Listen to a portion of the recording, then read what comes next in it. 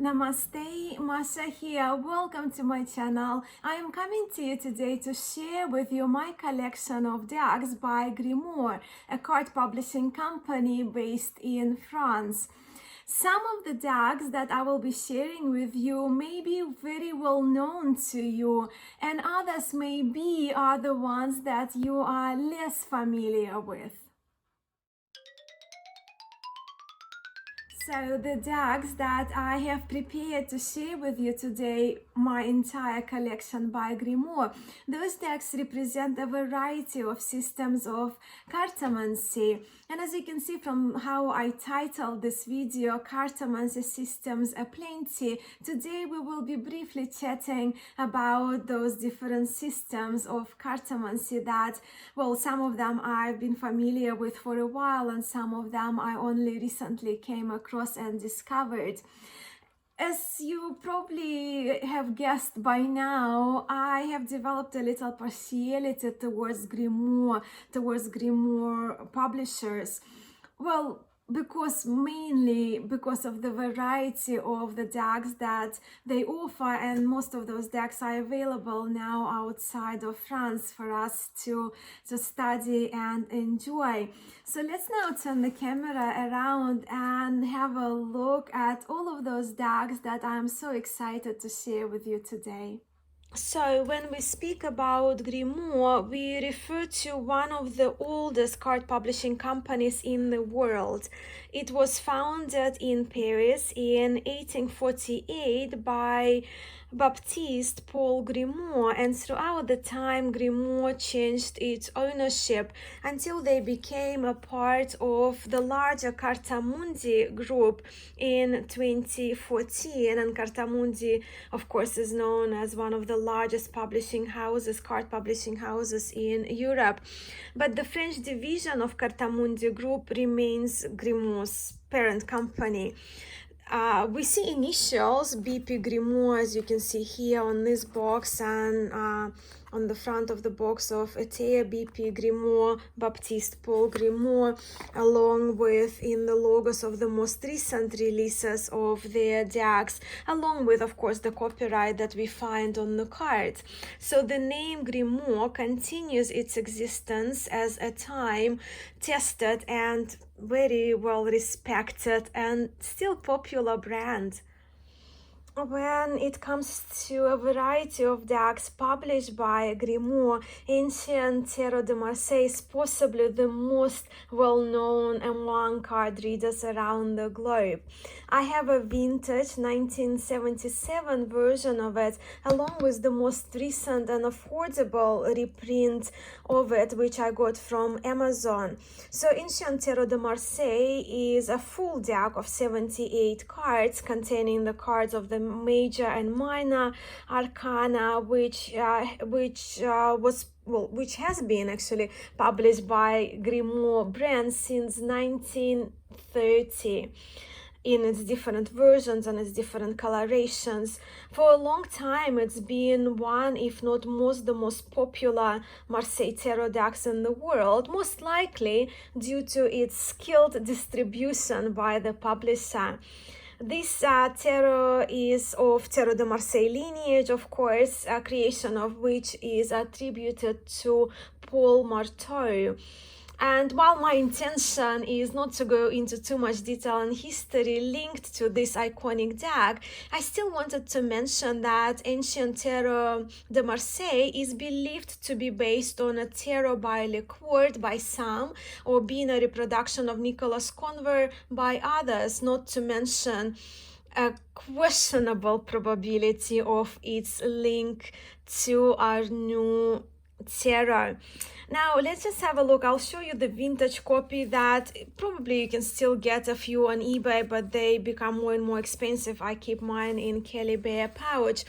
So my copy is 1977 and just comes in that very worn box, and it comes with the booklet as well. As you can see, it's quite old, right?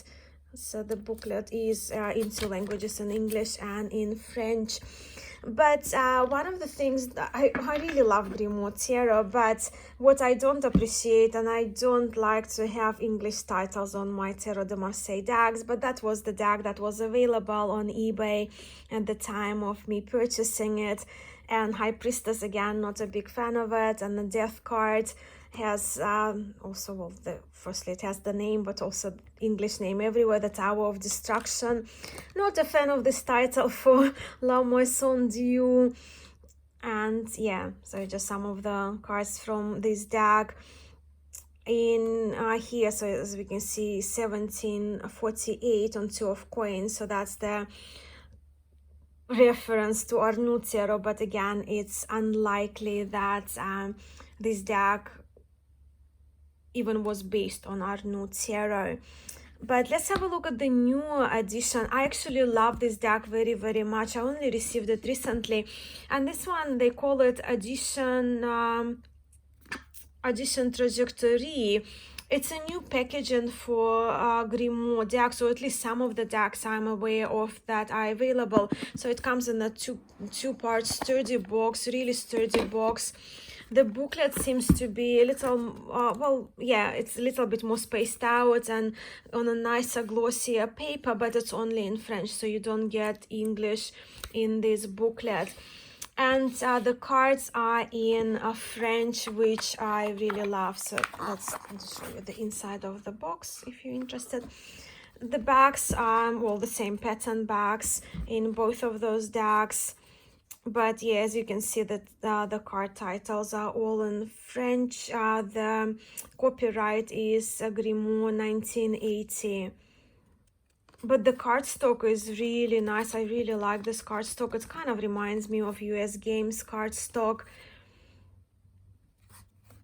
And again, it's an iconic deck, and I was very excited when I saw it first on Shell's channel, East Terror. When he purchased his copy in France when he was on his trip, and I immediately went on Amazon and bought this deck and another deck from them that I will feature in this video. So yeah, the Death, they removed completely the title of Death card in this edition. And of course we have the titles of the chords in French, so no translation needed.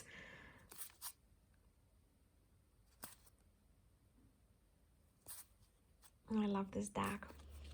Now I also have a mini Grimaud, and this is a little adorable deck, so if you like your minis, it may be worth getting, because it was released in 2020. I think it was that newer packaging and that Trajectory release deck, so it also will be coming in a sturdy box.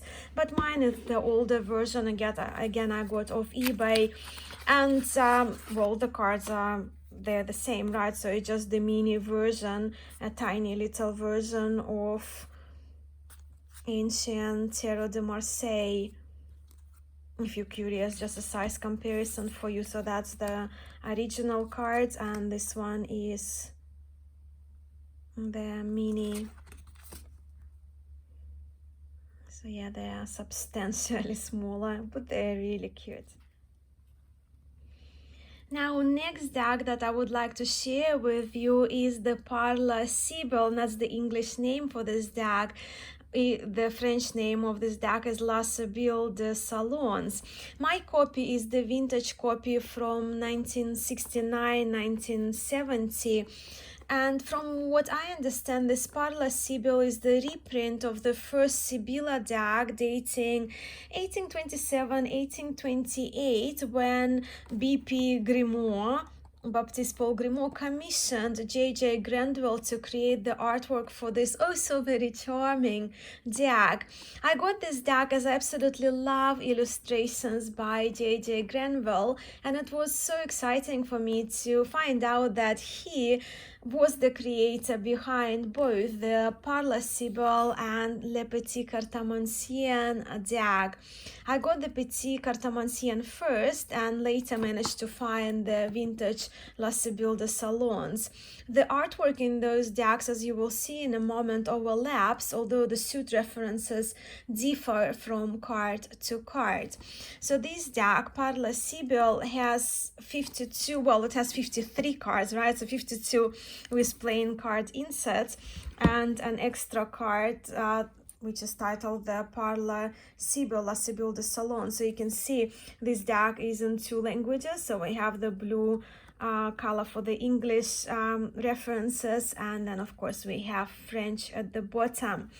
So 53 card deck, 52 plus that extra Sybil card. And that's the back of the box. These 52 cards in 8 colors, revised and re-edited, is the absolute key to occult science and knowledge of the future. The real fortune-telling cards. So yeah, they're your real fortune-telling cards. But this deck is charming. I mean, how can you not? If you love the artwork by J.J. Grimaud, I'll just show you some cards so you can see playing card inserts. We see the number of the cards, the corners are sharp, they're the backs, and of course the images, the illustrations by J.J. Grimaud. I'm so glad that I have the Parlour Sybil, although, truth to be told, I haven't studied it yet. Well, because this deck, Le Petit Cartamancion, had more of my attention at the time, and I've learned to just love it, I guess, more, if I dare to say that. But of course these cards are larger, there are more illustrations because it's a larger deck. And I'm glad that I have it in my Grimaud collection. And here is my little treasure, Le Petit Cartamancion, which translates the little cartomancer deck. My copy is the vintage copy from 1969. So Le Petit Cartamancion is another fortune-telling deck, and it was published in France, well, according to Bibliothèque Nationale de France, somewhere between 1875 and 1899. So after J.J. Grimaud passing, so using that pre-existent artwork that he did. And yes, it is out of print, I think, but still a few inexpensive copies are available, at least I know on Australian eBay, where I got it from for under 11 Australian dollars. Well, I got extra couple copies as well as a gift to my 2 friends, and another one a backup for me because I love this deck so much.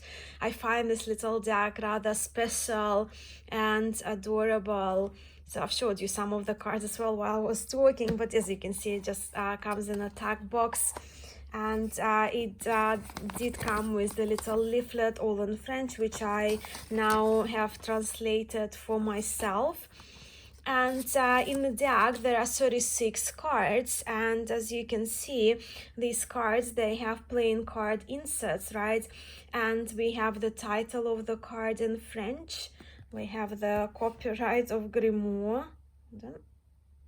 1963 copyright, and we have the small verse describing the meaning of the card. So the top one, we see the upright one, the upright meaning, and then the reversed meaning. So as you saw in the cards, and as I mentioned earlier, the artwork overlaps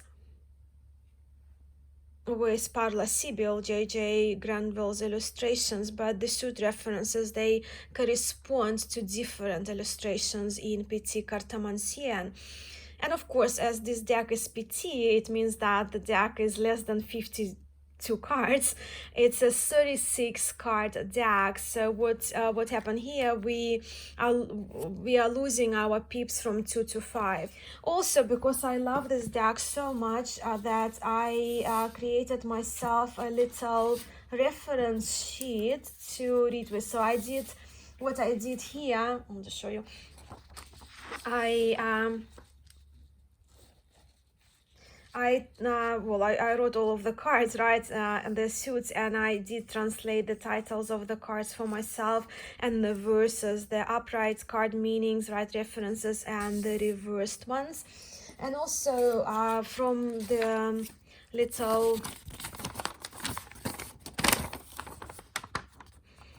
pamphlet included in French, what I did, I translated the cards of equal value, right? So if we have, let's say, 4 aces, important gain as the meaning. So as I was playing around and learning and getting my way around le petit cartamancion. Another deck that I have from Grimaud is Petit Etea, and it's a deck, well, and a system I haven't explored at all yet. I came across Petit Etea little deck in the winter month, well, winter season in Australia, summer in Northern Hemisphere, when I had a kick for learning about a variety of systems of cartomancy outside of tarot, julinamont, and playing cards. And Pitiata is a fortune-telling deck by Jean-Baptiste Alliet, known as Etea, right? He's Alliet Etea, his reversed family name, his reverse surname spelled in reverse. So this deck consists of 33 cards, because the 33rd card is this one. It's the carte de blanche, the blank card. But if we look at, so that's the kind of the card that we leave aside, but when we look at the structure of this deck, is actually quite interesting, and it's all in French. I don't speak French, so let me just bring out. I also have a deck in English that I got off Etsy with English meaning, so I can get my head around a little bit more. Right, so what we have here, the blank card, right? So number 1, Matea, or querent, or blank card, that's the 33rd card. But if we have a look at those two, so the structure of the deck goes like so. We have here we have the title of the card right at the top, and also we have a reverse title on the card. And then we have the meanings, what this card means. When in this English version of mine, you see the little arrow, so the card is upright. In this one, it's quite easy to see for the court card, right? Because they are not like so in that style of playing cards when they're equally reversed. So they are read with reversals. We have upright and reversed meanings when it comes to those cards. And then also in here with, as you can see, R29, and in here we see M29. So what it refers to meaning, right? So M for meaning with card number 29 in the deck. Let me just find card 29. So yeah, this card, the significant man or home, number 2, right? But with number 29, it has this meaning. So we have the number 29 card, right? So with the 8 of clubs, this card would mean thief, something taking away, injustice. And then E stands for Etea. It has the meaning like gold, money, gain, profit, success, when this card is on the left of the blank card of the Etea card. I know it's complicated. I'm very, very new to this. And in here, what we have, as we saw actually in Petit Cartamancion, we also have the meanings. If we do a reading, if we do a longer spread, if we get 4 kings, 3 kings, or 2 kings, we have the meanings, and they also have meanings for 2, 3, and 4 kings if we get them in one spread reverse. So that's why it's important to have to have little arrows, right, or to have cards like that. So you see even the clubs It's actually quite good that it's only smaller cards, so we know that this is upright and this would be reversed when it comes to the French edition. But again, I don't speak French, but I'm very this deck is just so charming, and it just looks so old, and I just, yeah, I wanted to have it, but of course studying wise I will be using my English version of the deck, which is not by Grimaud. Grimaud, Mademoiselle Lenormand. This is a deck that I'm very excited to share with you. Okay, what really made me get this deck is my interest in Greek mythology, which these cards feature, and as you can see from here, right, so it's the central image, they feature the scenes from the Greek mythology. And while I need to spend so much more time studying these cards, I'm quite fascinated by them and what they have to offer. I have the vintage copy of it, which I was fortunate to get on eBay, and I most recently found that recent reproduction by Grimaud on Amazon, and I just had to get it. You probably can recognize the style of the box, right? The box is pretty much the quality, even the size of the boxes are identical, and the coloration is almost identical, only featuring, of course, completely different decks. My vintage copy comes from, well, dates 1999, so it's a 1999 version. And really with these decks, the things that are different are the boxes and the booklets, and this one is in French only. But let me just quickly show you the vintage version. So as you can see, it has the English name of the deck, Astra Mythological by Mademoiselle Lenormand. 54 cards with an instructions booklet. Those Grimaud, there are 56 cards. 54 plus 2 cards for significator.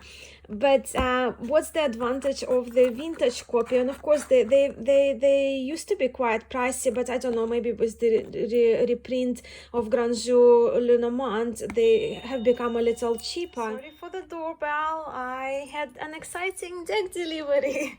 Right, so I was talking about the slight advantage of the vintage copy.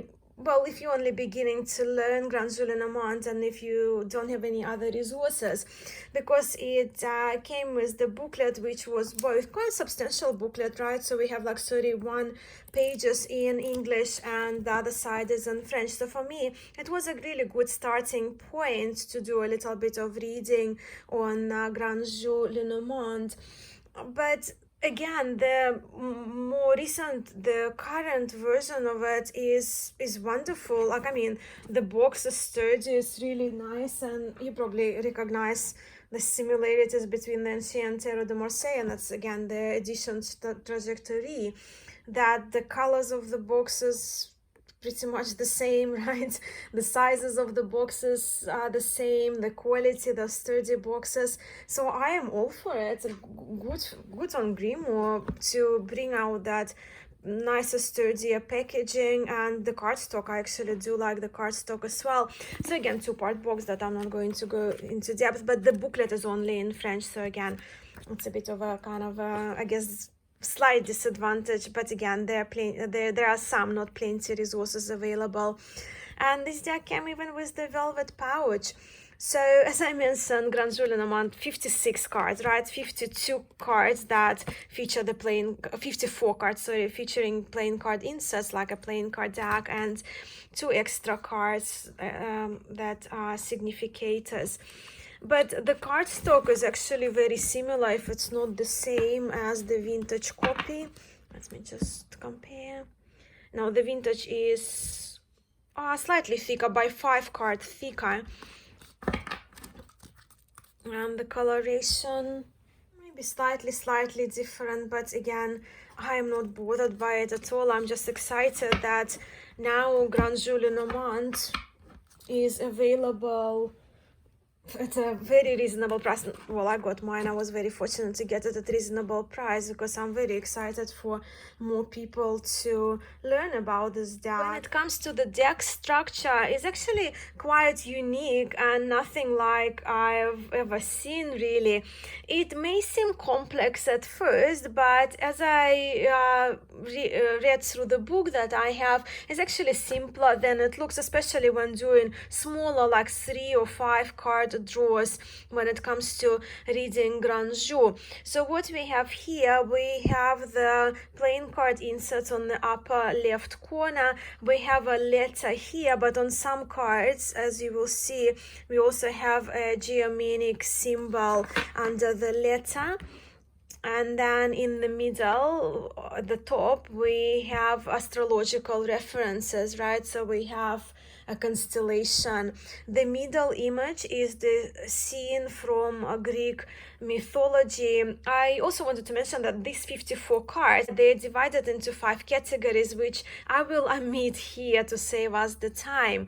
But yeah, so the main image is the scene from Greek mythology, and then we have a little image on the bottom left corner which provides more information. So if we kind of do a reading, right, so this image will provide more information about the card on the left, and this image on the bottom right corner will provide more information or will clarify the card to the right of it.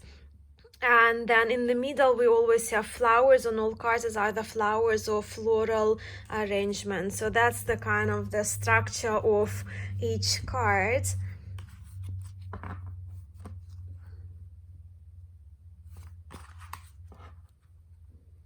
I have done the basic Grand Jeu course now with taught by Bjorn Murris on World Divination Association.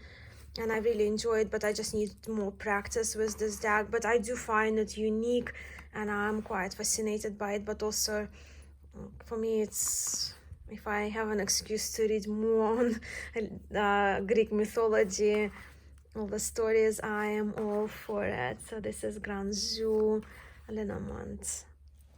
Another little deck I have, and I only got it because it really cost almost nothing when I was buying something else on eBay. So it's petit julinamont, or the little small julinamont, and it's kind of another interesting one, but to be honest, this one I don't understand much, because it's kind of supposed to be like a julinamont deck, and it has an extra 37th Mademoiselle Julinamont card, but the good is actually the writing both in English and in French. But you see, when we have the heart, right, and our normal, what we normal as a standard or a original petit julinamont deck of 36 cards, but the meanings, they really don't correspond. And we do have a playing card inserts. We again have the Greek mythology scene from Grand Julinamont. We have those 3 extra cards, and we have the references to them. But yeah, I don't know much about this deck, but if you do let me know,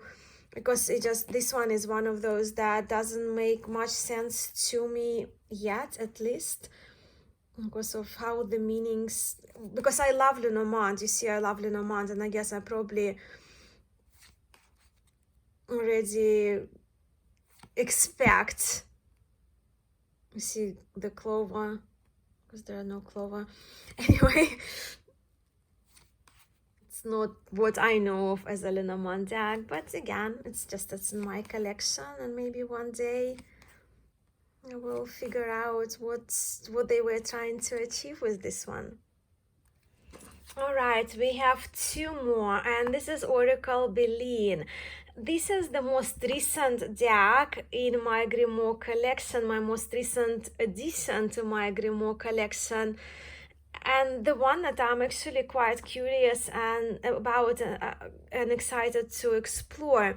So the illustration for this deck, they were created in Paris in 1840s by Mage Edmond. Just remove the extra cards here. Mage Edmond, he was a famous French card reader and astrologer, and it's believed that his clients included, he read cards for Alexander Dumas, Victor Hugo, Napoleon III, among others. And over 100 years later, so 1840s, right, forward 100 years later, more than 100 years, Marcel Belin came across 52. This is a 53 card deck, 52, and this blue card. So Marcel Belin, he came across the 52 original cards of this deck.